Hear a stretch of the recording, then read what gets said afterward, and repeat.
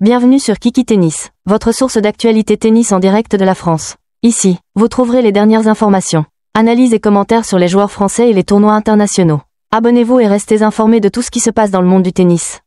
Alexandre Müller semble en très grande forme cette saison, et sa victoire à Hong Kong en janvier semble avoir lancé sa carrière 2025 sur les chapeaux de roue. En atteignant la finale de l'ATP 500 de Rio, il continue de prouver qu'il est un sérieux concurrent sur la terre battue. C'est d'autant plus impressionnant qu'il a su rebondir après sa sortie prématurée à Buenos Aires. Ce dimanche, il aura un défi de taille face à Sebastian Baez, un autre joueur argentin qui connaît bien cette surface. Müller pourrait bien signer un début d'année exceptionnel s'il parvient à décrocher ce deuxième titre en l'espace de quelques semaines. Quel match penses-tu qu'il pourra livrer contre Baez? Alexandre Müller a clairement montré qu'il n'était pas du genre à se laisser intimider. Même face à des adversaires plus expérimentés ou mieux classés. Son exploit contre Joao Fonseca, puis ses victoires sur Etcheverry et Cerundolo, était déjà impressionnant, mais son match contre Francisco Comesaña a été un véritable test de résilience. Une bataille de 2h55 contre un joueur en forme, avec des rebondissements comme la perte de 3 de ses services. Mais en contrepartie, il a su en profiter pour breaker 5 fois Comesaña. Cela démontre une grande capacité d'adaptation et un mental solide. Des qualités essentielles pour aller loin dans ce genre de tournoi. Même en perdant un set au tie-break, il a su garder son calme et se resserrer dans le dernier set pour s'imposer.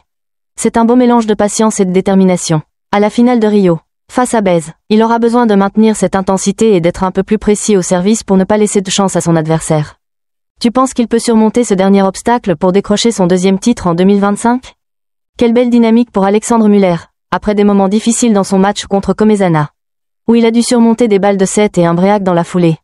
Il a montré une force mentale impressionnante pour revenir dans la partie et s'imposer finalement.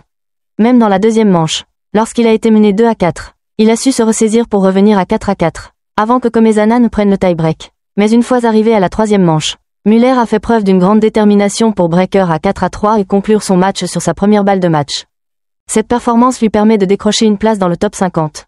Et il se rapproche ainsi du meilleur classement de sa carrière. Ce qui est encore plus motivant, c'est qu'il va maintenant se retrouver en finale contre un autre Argentin.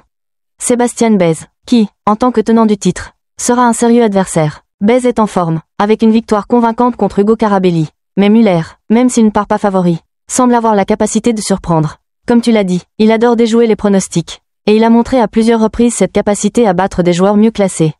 Si son service et son mental sont aussi solides que dans ses matchs précédents, il pourrait bien avoir une chance face à Baez. Il est clair que ce tournoi a vraiment mis en lumière la solidité du Français et sa capacité à s'adapter aux moments cruciaux. La cerise sur le gâteau serait de décrocher ce premier titre ATP 500. Et Müller semble prêt à tout donner pour ça. Tu as l'impression qu'il peut enchaîner cette victoire? Merci d'avoir suivi cette vidéo. Rejoignez la communauté en vous abonnant et activez la cloche pour être informé de toutes nos prochaines vidéos. On se retrouve bientôt pour plus de tennis. Et n'oubliez pas de partager vos opinions dans les commentaires.